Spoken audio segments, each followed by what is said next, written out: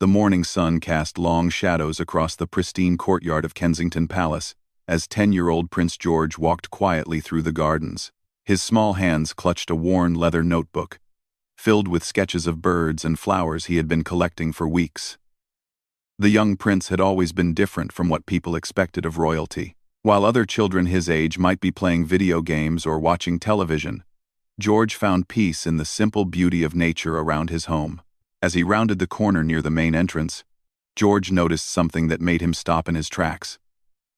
There, sitting on a small bench near the guard post, was Samuel Jenkins, one of the palace guards who had been working there for over 15 years. Samuel was known throughout the palace staff as the most dedicated and professional guard they had ever seen. He never missed a day of work, always stood perfectly straight, and maintained the stoic expression that was expected of someone in his position. But today was different. Samuel sat hunched over, his usually perfect uniform slightly wrinkled, and his hands covering his face. George had never seen any of the guards sitting down during their duty hours, let alone showing any sign of emotion. The young prince felt something stir in his chest, a feeling he couldn't quite name but knew was important. George approached slowly, his footsteps soft on the gravel path. As he got closer, he could hear the quiet sounds that Samuel was trying so hard to suppress. The guard was crying, something that seemed impossible for someone who had always appeared so strong and unshakable. "Mr. Jenkins." George's voice was gentle, barely above a whisper. "Are you all right?" Samuel's head shot up, his eyes wide with surprise and embarrassment. He quickly wiped his face and tried to stand, but George raised his small hand in a gesture that somehow carried all the authority of his royal lineage, while maintaining the compassion of a child who simply wanted to help. "Please, don't get up," George said, taking a seat beside the guard on the bench. "I was just walking through the gardens. Sometimes I like to sit here too when I need to think." Samuel looked at the young prince with amazement. In all his years of service, no member of the royal family had ever sat beside him like this. He had always maintained a respectful distance, as was proper and expected, but there was something about Prince George that was different, something that made the usual rules seem less important. "Your Royal Highness, I apologize," Samuel began, his voice rough with emotion. George shook his head gently. "My grandfather always told me that everyone needs a moment sometimes, even the strongest people. He said, that's what makes us human." The prince paused, looking at Samuel with eyes that seemed far older than his 10 years. "Would you like to tell me what's wrong? Sometimes talking helps." For a moment, Samuel hesitated. The protocols of palace life had been drilled into him for years. Members of the royal family were to be protected and served, not burdened with the personal problems of staff. But something about Prince George's genuine concern broke through all those carefully constructed barriers. "It's my daughter, sir," Samuel finally said, his voice barely audible. "Emma. She's 8 years old, just a bit younger than you. Yesterday, the doctors told us that she needs surgery, a very serious surgery. And the waiting list on the National Health Service is so long that by the time they can see her, it might be too late." George listened intently, his young face serious with concentration. He had been taught about the responsibilities that came with privilege, but this was the first time he truly understood what that meant in real terms. "The private hospitals can do it right away," Samuel continued. "But the cost is more than I could ever afford. I've been working here for 15 years, saving every penny I could, but it's still not enough. Not nearly enough." The guard's voice broke as he spoke about his daughter. He told George about Emma's love for drawing, how she would spend hours creating pictures of princesses and castles. He described her laughter, the way she would run to greet him when he came home from his long shifts at the palace. He talked about her dreams of becoming an artist one day, and how those dreams now seemed so fragile in the face of her illness. George sat quietly, absorbing every word. He thought about his own life, the comfort and security that surrounded him every day. He had never had to worry about medical bills or waiting lists. When he needed a doctor, the best physicians in the country came to the palace. It had never occurred to him that there were people like Samuel, dedicated and hard-working, who couldn't access the same level of care for their children. As Samuel spoke, George noticed the photograph the guard pulled from his wallet. Emma Jenkins had bright, curious eyes, and a gap-toothed smile that reminded George of his own school friends. She was wearing a drawing smock covered in colorful paint stains, holding up a picture she had created. In that moment, she stopped being just a story and became real to George in a way that touched something deep inside him. "She drew this last week," Samuel said, his voice filled with both pride and pain. "It's supposed to be the palace, where Daddy works. She's always been so proud that I work here, protecting the royal family. She tells all her friends at school about it." George studied the drawing carefully. It was clearly the work of a child, but there was something beautiful about the way Emma had captured the essence of the palace. The towers were a bit crooked, the windows weren't quite the right size, but the love and care that had gone into creating it was evident in every line. "She's very talented," George said softly. Samuel nodded, carefully putting the photograph back in his wallet. "She is. But if we can't get this surgery done soon, the doctors say her condition will get worse. Much worse. I can't lose her. Your Royal Highness, she's everything to me. After my wife died 3 years ago, Emma became my whole world." The weight of Samuel's words settled over George like a heavy blanket. He thought about his own family, how his parents would move heaven and earth to ensure his health and happiness. He imagined what it would be like to be in Samuel's position, desperate to help someone he loved but feeling powerless to do so. As they sat together on the bench, George noticed other details about Samuel that he had never seen before. The guard's shoes were old, but meticulously polished. His uniform, while perfectly maintained, showed signs of careful mending in several places. These were the signs of someone who took pride in his work but had to be careful with every expense. "Mr. Jenkins," George said finally, "how much does the surgery cost?" Samuel hesitated before answering. It seemed almost obscene to discuss such a large sum of money with a child, even one who would someday inherit unimaginable wealth. "The doctors say it would be about £40,000. Sir, for someone like me, it might as well be $1 million. George was quiet for a long moment, processing this information. £40,000. He knew that his family spent more than that on single pieces of art for the palace walls. It was the cost of one of his mother's evening gowns for a state dinner. For his family, it was a relatively small amount. For Samuel, it represented an impossible barrier between his daughter and the medical care she desperately needed. The young prince felt something shifting inside him, a growing understanding of his position in the world and the responsibility that came with it. He had been taught about duty and service, but until this moment, those had been abstract concepts. Now, sitting beside Samuel, they became real and urgent. "I want to help," George said simply. Samuel's eyes widened in surprise and gratitude, but he shook his head quickly.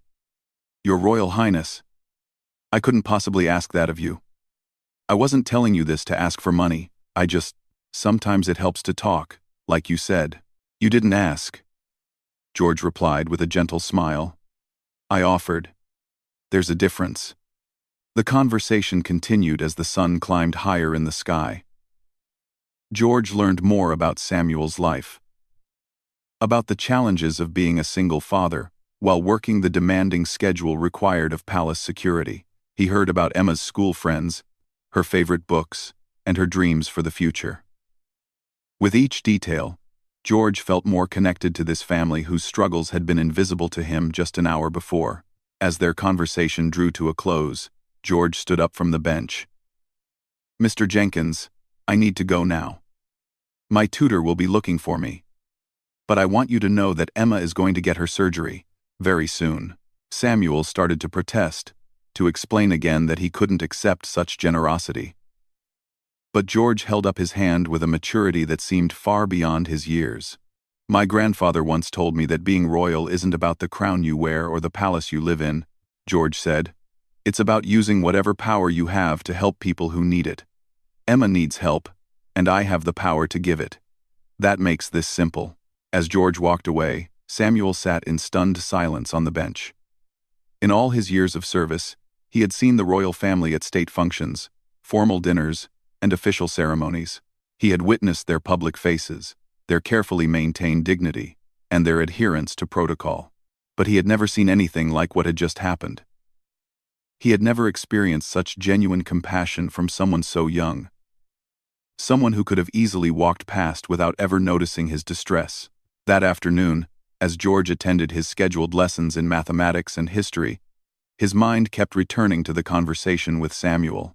He thought about Emma, somewhere in London, probably in school like him, unaware that her father was struggling with such an enormous burden. He imagined her coming home, excited to show her father new drawings, while Samuel fought to hide his worry and fear.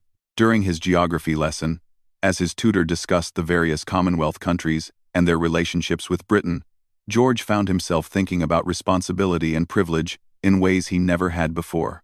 The lesson took on new meaning as he considered how his position could be used not just for ceremonial purposes, but for real, tangible help. When his lessons ended, George made his way to his mother's private study. Catherine was reviewing some correspondence when he knocked softly on the door. She looked up with a smile as he entered, noting immediately that something was different about his demeanor. "How were your lessons today, darling?" she asked, setting down her papers. "They were good, Mummy," George replied, taking a seat across from her desk. "But I need to talk to you about something important. Something that happened this morning." Catherine gave him her full attention, recognizing the serious tone in his voice. As George recounted his encounter with Samuel, she watched her son with growing amazement. The compassion he showed, the mature way he processed the situation, and his immediate desire to help spoke to something fundamental in his character that filled her with pride. When George finished his story, Catherine was quiet for a moment, considering her response. She thought about the values she and William had tried to instill in their children, about the importance of empathy and service that had been emphasized throughout George's education.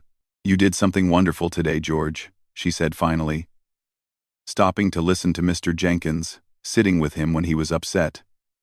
"That took real courage and kindness. But I want to do more than listen." "Mummy," George said earnestly, "I want to help Emma get her surgery. I know we have the money, and it would mean everything to Mr. Jenkins. It would save his daughter's life." Catherine nodded slowly. She had always known that this moment would come, when George would begin to truly understand his position and the responsibilities that came with it. She was proud that his first instinct was to help others. But she also knew this was an opportunity to teach him about the complexities of royal charitable work. "Helping Emma is absolutely the right thing to do," Catherine said. "But we need to think carefully about how to do it in a way that truly serves her family's best interests. Sometimes, when the royal family provides help, it can create complications we don't expect." George listened carefully as his mother explained some of the delicate considerations involved in royal charitable giving. She talked about the importance of discretion, about ensuring that families like the Jenkins weren't overwhelmed by unwanted attention, and about setting up proper channels for this kind of assistance. "What I suggest," Catherine said, "is that we work with the palace's charitable foundation to handle this quietly and efficiently. We can ensure that Emma gets her surgery without creating a media circus that might make life difficult for the family." George agreed immediately, understanding that his mother's experience would be invaluable in making sure their help was truly helpful. They spent the next hour discussing the details, with Catherine making several phone calls to set things in motion. As evening fell over the palace, George found himself back in the gardens where his day had begun. The bench where he had sat with Samuel was empty now, the guard having returned to his regular duties. But the conversation they had shared continued to resonate in George's mind. For the first time in his young life, George understood that being a prince meant more than attending ceremonials and learning protocols. It meant having the opportunity, and the responsibility, to make a real difference in people's lives. The power that came with his position wasn't just symbolic, it was practical and immediate when applied with wisdom and compassion. That night, as George prepared for bed, he thought about Emma Jenkins. Somewhere across London, she was probably getting ready for bed too, unaware that her life was about to change in the most wonderful way. By this time next week, if everything went according to plan, she would be in surgery, finally receiving the medical care that could ensure her bright future. As he drifted off to sleep, George made a silent promise to himself. This wouldn't be the last time he used his position to help someone who needed it. The encounter with Samuel had opened his eyes to a world of need that existed just beyond the palace walls, and he was determined to do everything in his power to make a difference. 3 days had passed since George's conversation with Samuel, and the young prince found himself eagerly anticipating news about Emma's surgery arrangements. His mother had assured him that the Palace Foundation was working swiftly to coordinate everything. But George's natural impatience made the waiting difficult. He had discovered something new about himself in those 3 days. Once he committed to helping someone, the desire to see results became almost overwhelming. During his morning lessons, George found it increasingly difficult to concentrate. His mathematics tutor noticed his distraction when he solved a complex equation correctly, but couldn't explain how he had arrived at the answer. His mind was elsewhere, wondering if Emma was feeling scared about her upcoming surgery, if Samuel was managing to sleep at night, and whether the doctors were prepared for the procedure that would hopefully save the little girl's life. It was during his afternoon break that George encountered Samuel again. This time, the guard was at his usual post by the main entrance, standing with the perfect posture and stoic expression that had defined his professional demeanor for 15 years. But George could see something different in Samuel's eyes when their gazes met. A glimmer of hope that hadn't been there before. "Mr. Jenkins," George said as he approached, his voice carefully modulated to maintain the appropriate formality in case other staff members were listening. "How are you today?" "Very well, Your Royal Highness," Samuel replied in his standard professional tone. But then he added, more quietly, "and grateful beyond words. The hospital called yesterday. Emma's surgery has been scheduled for this Friday." George felt a surge of joy that he had to work hard to contain. He had learned from his mother about the importance of discretion in charitable matters. But the happiness he felt at this news was almost impossible to suppress. "That's wonderful news, Mr. Jenkins. I'm sure everything will go perfectly." "The doctors seem very confident," Samuel continued, his voice barely above a whisper. "They've reviewed her case thoroughly and believe the procedure will be completely successful. She'll need a few weeks of recovery, but after that, she should be able to live a completely normal life." As they spoke, George noticed that Samuel's entire demeanor had changed. The weight that had been pressing down on his shoulders seemed to have lifted. His uniform, while still impeccably maintained, no longer seemed to hang on him like a burden. There was life in his eyes again, hope in his stance. "Mr. Jenkins," George said carefully, "I was wondering if it might be possible for me to meet Emma before her surgery. Not in any official capacity. You understand. Just as someone who has been thinking about her and hoping for her recovery." Samuel's eyes widened with surprise. It was one thing for the young prince to have quietly arranged for his daughter's medical care. It was quite another for him to want to meet her personally. "Your Royal Highness, that's incredibly kind, but I wouldn't want to impose on your time." "You wouldn't be imposing," George replied earnestly. "I've been thinking about her artwork, about how talented she is. I'd love to see more of her drawings, if she'd be willing to share them." What George didn't tell Samuel was that he had spent considerable time over the past few days thinking about Emma not just as someone who needed help, but as a person with her own interests, dreams, and personality. The photograph Samuel had shown him, and the drawing of the palace, had sparked George's curiosity about this creative little girl who shared his love of art, even though their circumstances were so different. Samuel was quiet for a moment, clearly moved by the request. "She would be absolutely thrilled to meet you, sir. She's been so excited about the surgery, about feeling better. And she keeps talking about the kind people who made it possible. She doesn't know the details, of course. But she knows that someone very special helped her daddy when he needed it most." That afternoon, George sought out his father in the palace library, where Prince William was reviewing briefing papers for an upcoming state visit. George had always felt comfortable talking to his father about important matters, and he sensed that this situation called for his father's wisdom and experience. "Papa," George said as he settled into the chair across from his father's desk, "I've been thinking about something, and I'd like your advice." William set down his papers and gave George his full attention.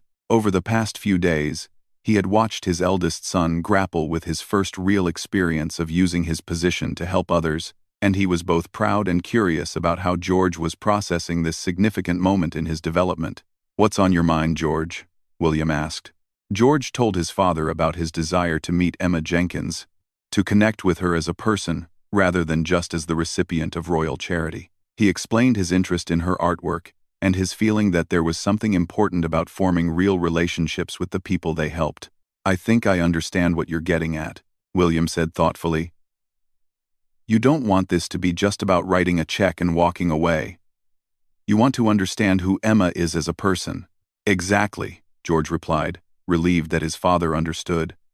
"When I met Mr. Jenkins, he wasn't just a guard to me anymore. He was a father who was scared and worried about his daughter. It made everything more real. I think meeting Emma would help me understand even better what it means to help people. When people—" William considered his son's request carefully. He thought about his own childhood, about the lessons his mother had taught him regarding the importance of connecting with people from all walks of life.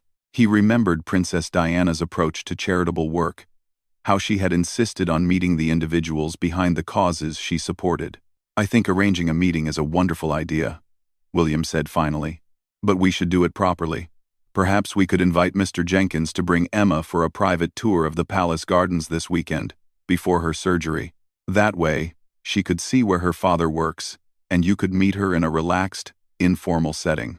George's face lit up with excitement. This was exactly what he had hoped for, but presented in a way that would be meaningful for Emma, as well as educational for himself. "Could we really do that? Would it be too much trouble?" "Not at all," William replied. "In fact, I think it would be good for all of us. Your mother and I have been talking about how proud we are of the compassion you've shown in this situation. Meeting Emma will help you understand the real impact of the help you've provided." The next morning, William personally approached Samuel during his shift change to extend the invitation. Samuel's reaction was everything they had hoped for: surprise, gratitude, and excitement about the opportunity to share this experience with his daughter. "She's going to be beside herself with joy," Samuel told William. "She's always dreamed of seeing inside the palace, and to think that she'll be meeting Prince George personally. It's beyond anything she could have imagined." That evening, Samuel returned home to his small flat in East London, with news that would transform Emma's understanding of the past week's events. Until now, she had known only that kind people had helped arrange her surgery. She had no idea that those kind people included the royal family, or that the boy who had made it all possible was someone very close to her own age. "Emma," Samuel said, as they sat together at their small kitchen table, sharing the simple dinner he had prepared, "I have some very special news about this Saturday." Emma looked up from the drawing she had been working on while eating. Over the past few days, her artwork had taken on new energy and optimism.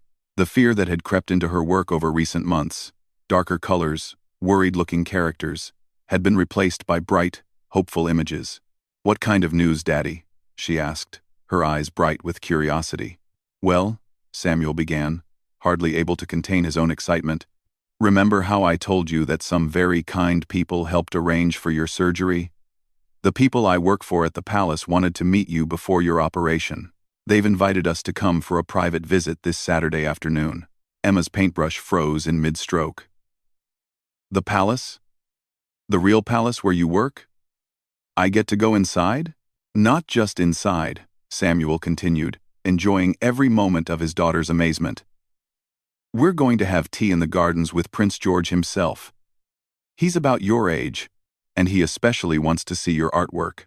The little girl sat in stunned silence for a moment, before launching herself from her chair into her father's arms. "Daddy, are you serious? I'm really going to meet a real prince, and he wants to see my drawings?" Samuel hugged his daughter tightly, feeling overwhelmed by the generosity that had transformed their lives in just 1 week. Not only was Emma going to receive the medical care she needed, but she was also about to experience something magical that would stay with her forever. "It's all true, sweetheart," he said softly. "And Emma, there's something else I want you to know. Prince George is the one who made sure you could have your surgery. When he found out you needed help, he used his own money to pay for everything." Emma pulled back to look at her father with wide eyes.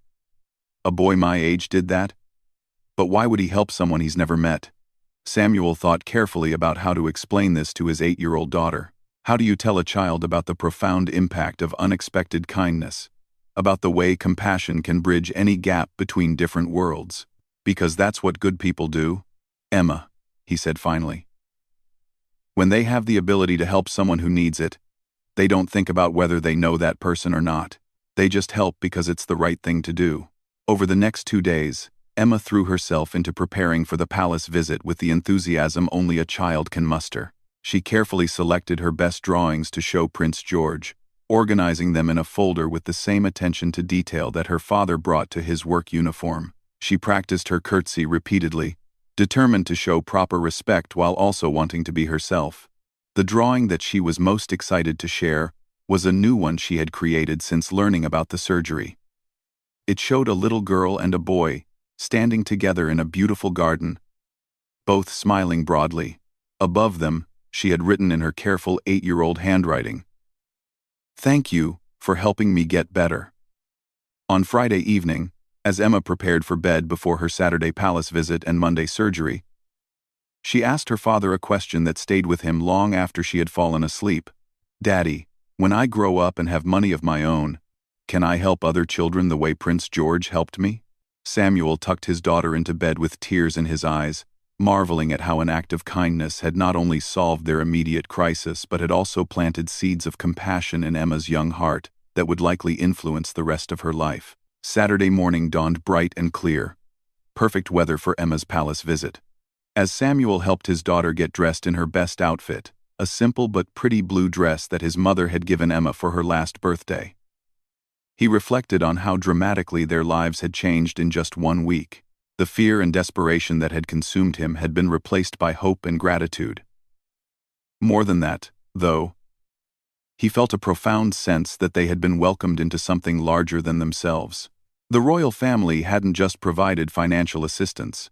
They had offered genuine care and interest in Emma as a person. As they prepared to leave for the palace, Emma clutched her folder of drawings with one hand and held her father's hand with the other.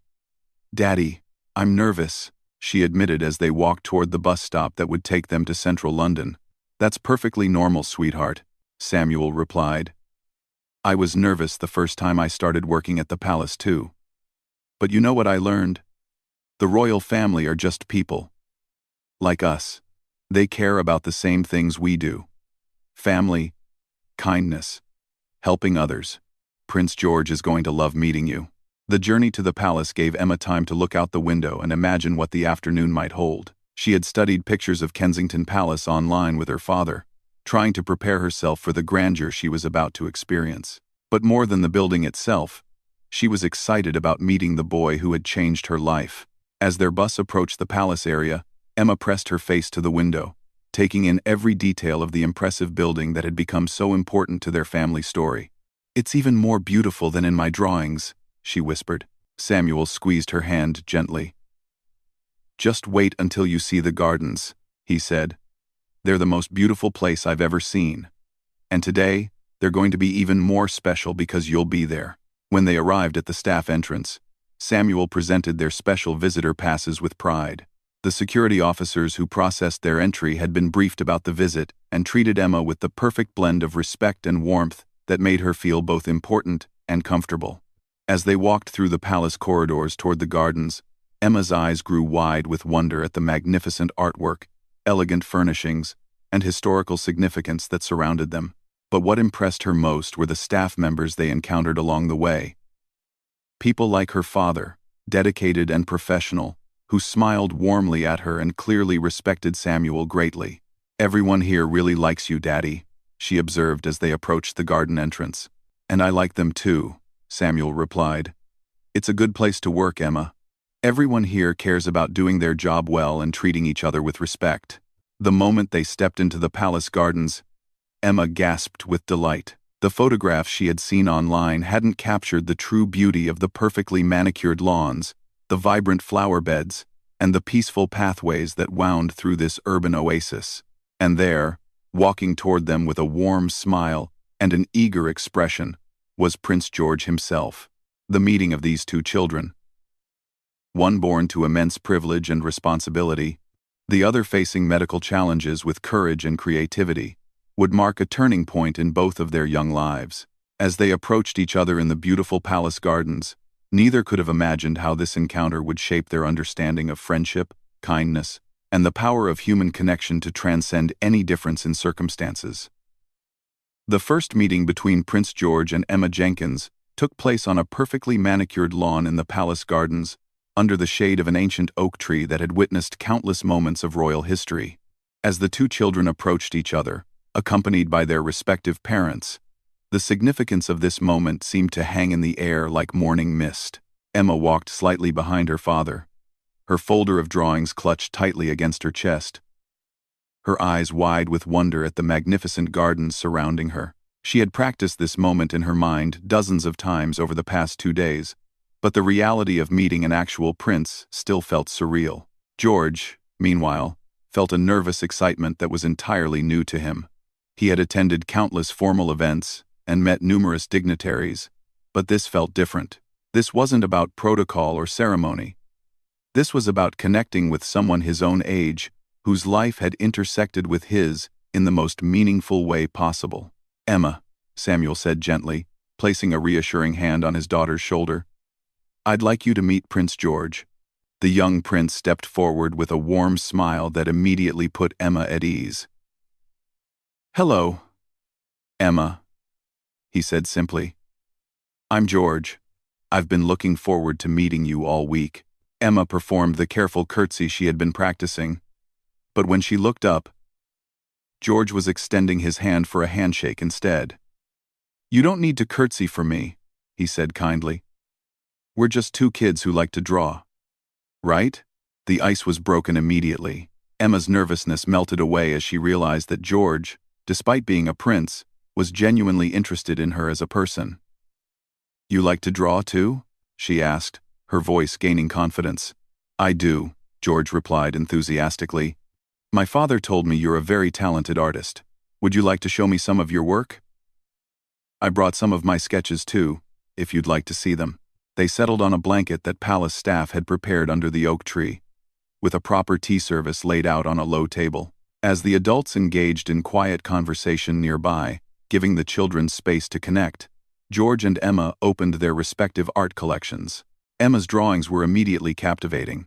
Despite her young age and the limitations of her materials, her work showed a remarkable attention to detail and a natural understanding of composition. George studied each piece carefully, asking genuine questions about her techniques and inspiration. "This one is my favorite," Emma said, pulling out her drawing of the palace. "I drew it before I ever thought I'd get to see the inside. I tried to imagine what it would be like if I could visit where my daddy works." George examined the drawing with serious attention. "You captured something special about it," he said thoughtfully. "It's not just a building in your picture. You made it look like a place where important things happen, where people care about each other." Emma beamed at this observation. "That's exactly what I was trying to show. Daddy always talks about how everyone at the palace works together like a big family. I wanted the building to look friendly, not just fancy." When George shared his own artwork, Emma was struck by the similarity in their interests. While his materials were clearly more expensive and his formal training more extensive, they both gravitated toward the same subjects: nature, buildings, and people interacting with each other. "You're really good at drawing people," Emma observed, studying one of George's sketches of palace staff working in the gardens. "They look so real, like they have stories to tell." "That's what my art teacher says I should focus on," George replied. "She says the best art doesn't just show what things look like, but helps people understand what those things feel like." As they continued sharing their work, both children discovered that art served a similar purpose for them. It was a way to process their experiences, to explore their understanding of the world around them, and to express emotions that were sometimes difficult to put into words. "Emma," George said after they had been talking for about an hour, "can I ask you something? Are you scared about your surgery on Monday?" Emma considered the question seriously. "A little bit," she admitted. "But mostly, I'm excited. For such a long time, I didn't know if I'd ever feel completely better. Now I know I will. That's worth being a little scared, don't you think? George was impressed by Emma's maturity and positive attitude. He thought about how he might react if faced with a similar situation, and he wasn't sure he would handle it with such grace. I think you're very brave, he said sincerely. And I want you to know that I'll be thinking about you on Monday. In fact, I'd like to ask you something. Would it be okay if I visited you in the hospital after your surgery? I promise I won't stay long if you're tired, but I'd like to see how you're doing. Emma's eyes lit up with delight. You'd really want to visit me in the hospital? That would be wonderful.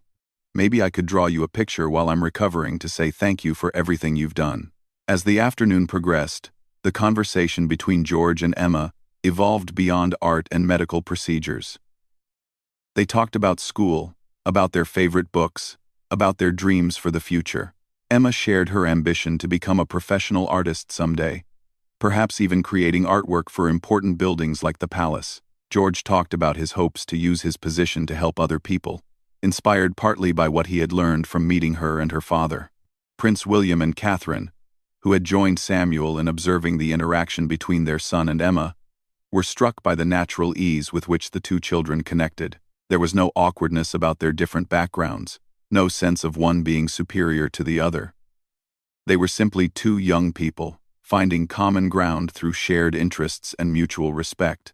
Your son is remarkable, Samuel told William quietly, as they watched George and Emma collaborate on a new drawing together. The way he approached our situation, the kindness he showed. I've never experienced anything like it. He's learning, William replied thoughtfully. This experience has been as important for George as it has been helpful for your family. He's discovering what it really means to use privilege responsibly. Catherine nodded in agreement. I think Emma has taught him something valuable about courage and resilience. She's facing her challenges with such a positive attitude. That's a lesson worth learning at any age. As the afternoon drew to a close, George and Emma had created something neither had expected. The foundation of a genuine friendship.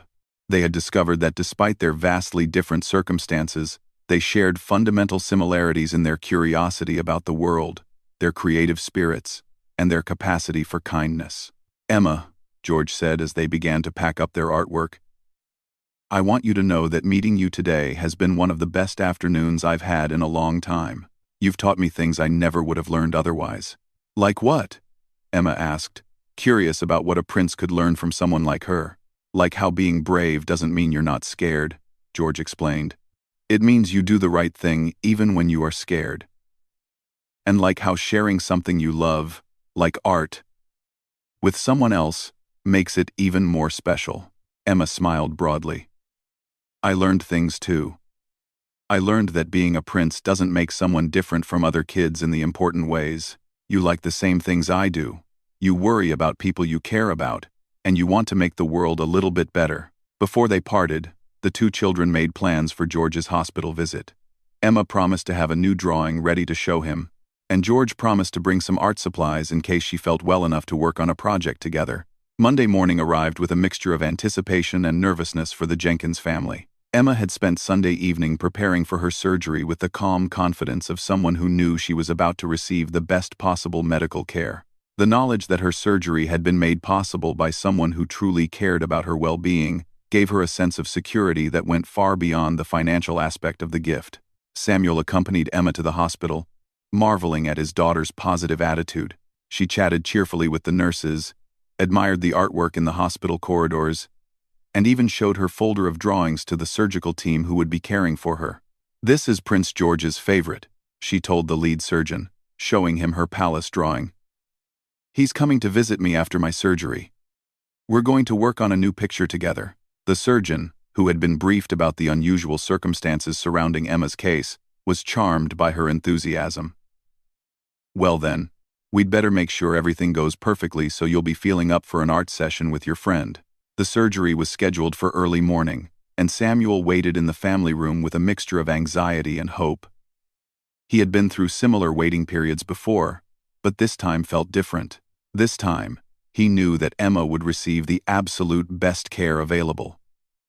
performed by surgeons who had been given unlimited time and resources to ensure her complete recovery. Several hours later, the lead surgeon emerged with the news Samuel had been praying to hear. "The procedure was completely successful," he announced with a broad smile. "Emma did beautifully. The repair was even more straightforward than we had anticipated. With proper recovery time, she should have no limitations whatsoever on her activities." When Emma woke up in the recovery room that afternoon, her first question was about whether George would still be able to visit. Despite feeling groggy from the anesthesia, she was excited about showing him that she was already feeling better.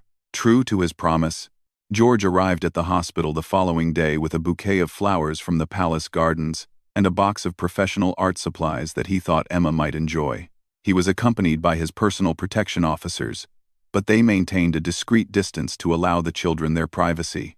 "Emma," George said as he entered her hospital room, his face lighting up when he saw her sitting up in bed, looking alert and comfortable. "How are you feeling? Much better already?" Emma replied, her voice still a bit weak but filled with genuine happiness. "The doctors say the surgery couldn't have gone better. Look, I've already started working on that picture I promised you." She showed him a sketch she had begun of two children in a palace garden, clearly representing their afternoon together. Despite being drawn with limited materials and while recovering from surgery, the drawing captured the joy and friendship that had characterized their meeting. "That's wonderful, Emma," George said, genuinely impressed by her work and her resilience. "Would you like to work on it together? I brought some colored pencils and better paper if you feel up to it." They spent the next hour collaborating on artwork, talking about Emma's surgery experience, and planning for the future. George learned about the rehabilitation process Emma would need to go through, and Emma learned about some of George's upcoming royal duties. "When I'm completely better," Emma said as George prepared to leave, "would it be possible for me to visit the palace again? I'd love to see more of your artwork. And maybe I could meet some of the other people who work with my daddy." "Of course," George replied immediately. "In fact, I have an idea. What if we organized a small art exhibition in one of the palace rooms? We could display some of your drawings alongside work by other young artists. It could be a way to show people that art is something everyone can enjoy and create, no matter what their background." Emma's eyes widened with excitement at this possibility. A real art exhibition? In the palace? That would be like a dream come true. As George left the hospital that day, he reflected on how much his understanding of his own role had evolved over the past 2 weeks. Meeting Samuel had shown him the immediate impact that royal assistance could have on urgent problems. Getting to know Emma had taught him about the importance of building genuine relationships with the people his family helped. But more than that, Emma had shown him something profound about resilience, creativity, and the power of maintaining hope in difficult circumstances. Her courage in facing surgery, her excitement about returning to her art, and her dreams for the future had inspired George to think more deeply about his own goals and aspirations. 6 months later, the palace hosted its first Young Artists exhibition, featuring artwork by children from across London. Emma's drawings were prominently displayed alongside pieces by students from various schools and community centers. The exhibition was opened by Prince George himself, who spoke eloquently about the importance of supporting young creative talent regardless of background or circumstances.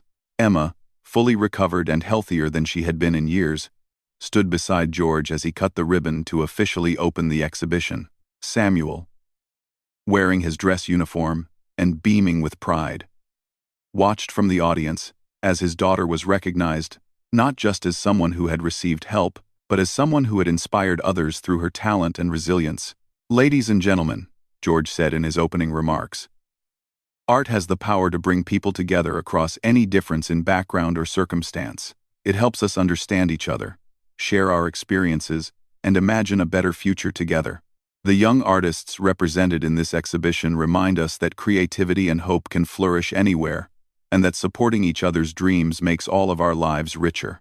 After the ceremony, Emma and George walked through the exhibition together, discussing each piece and talking about the artists who had created them. Many of the young artists came from backgrounds similar to Emma's, and several had received assistance through charitable programs inspired by the precedent set by Emma's case. "George," Emma said, as they stood before her latest piece, a complex drawing showing children from many different backgrounds working together on a large mural. Thank you for everything you've done, not just the surgery money, but for becoming my friend and helping me believe that my dreams could come true. Thank you for teaching me what it really means to help people, George replied. I used to think being royal was about ceremonies and formal events. Now I understand it's about using whatever advantages you have to make other people's lives better. And I learned that from you and your father. As the exhibition continued over the following weeks, it attracted visitors from across London and beyond. Many people came specifically because of the story they had heard about Prince George's friendship with Emma Jenkins.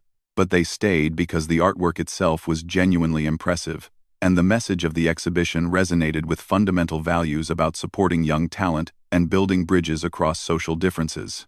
The success of the exhibition led to the establishment of an annual program, with the palace hosting similar events each year and providing ongoing support for young artists throughout the city. Emma became one of the program's first scholarship recipients, receiving funding for advanced art classes and mentorship from professional artists. But perhaps more importantly, the friendship between George and Emma continued to flourish. They maintained regular contact, sharing their artwork and discussing their evolving understanding of their roles in the world. George continued to learn from Emma's perspective on resilience and determination, while Emma gained confidence from George's belief in her talents and potential. Years later, when people would ask Emma about the experience that had changed her life, she would always emphasize that the most important gift had not been the surgery itself, but the friendship and ongoing support that had grown from one moment of unexpected kindness. And when people asked George about the experiences that had most shaped his understanding of his role as a future king, he would always mention Emma Jenkins and her father Samuel, who had taught him that true leadership begins with genuine compassion and the willingness to see individual human beings behind every problem that needs solving. The guard who had once sat crying on a palace bench because he couldn't afford his daughter's surgery had indeed been unable to stay composed in the face of such overwhelming kindness. But his tears of desperation had been transformed into tears of gratitude, and his story had become a testament to the power of empathy to create connections that transcend any barrier of circumstance or social position. In the end, Prince George's gentle act had moved far more than just the palace. It had created ripples of compassion that would continue to spread for years to come, touching the lives of countless other families and inspiring a new generation of young people to believe in the power of kindness to change the world.